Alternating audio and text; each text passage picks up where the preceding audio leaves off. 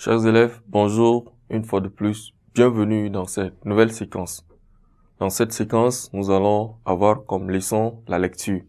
La lecture a pour titre « Une curieuse visite ».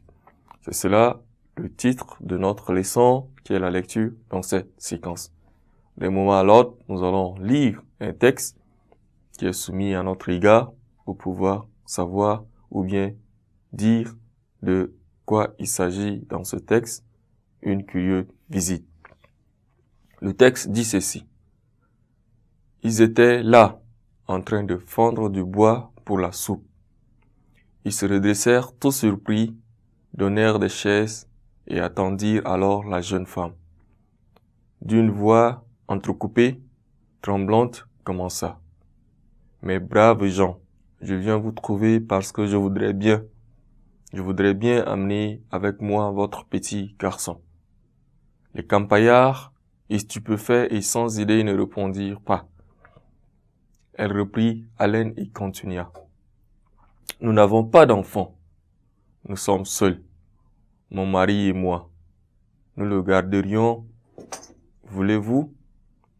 La paysanne commençait à comprendre. Elle demanda. Vous voulez nous prendre Charlotte? Vous voulez nous prendre Charlot? Ah ben, non. Pour sûr. Alors, Monsieur Dubière intervint. Ma femme s'est mal expliquée. Nous voulons l'adopter, mais il reviendra vous voir s'il tourne bien, comme tout porte à le croire. Il sera notre héritier. Si nous avions, par hasard, des enfants, il partagerait également avec eux, mais s'il ne répondait pas à nos soins, nous lui donnerions à sa majorité une somme de 20 000 francs qui sera immédiatement déposée en son nom chez un notaire. Et, comme on a aussi pensé à vous, on vous servira jusqu'à votre mort une rente de 100 francs par mois. Avez-vous bien compris? Si vous me suiviez, nous poursuivons avec la lecture. La fermière s'était levée, toute furieuse. Vous voulez que nous vendions Charlot? Ah, mais non, ce n'est pas des choses qu'on demande à une mère. Ça. Ah, mais non, ce serait une abomination. L'homme ne disait rien. Grave et réfléchi, mais il approuvait sa femme d'un mouvement continu de la tête.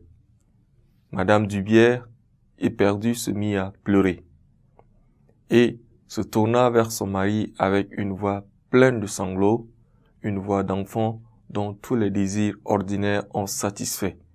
Elle balbutia, ils ne veulent pas. On rit, ils ne veulent pas. Alors, ils firent une dernière tentative.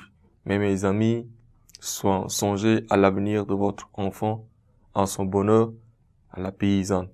Exaspérée, lui coupa la parole. C'est tout vu, c'est tout entendu, c'est tout réfléchi. Allez-vous-en, et puis que je ne vous revoie point par ici. C'est ici permis de vouloir prendre un enfant comme ça. Alors, Madame Dubière, en sortant, s'avisa qu'ils étaient deux tout petits et elle demanda à travers ses larmes avec une ténacité de femme volontaire et gâtée.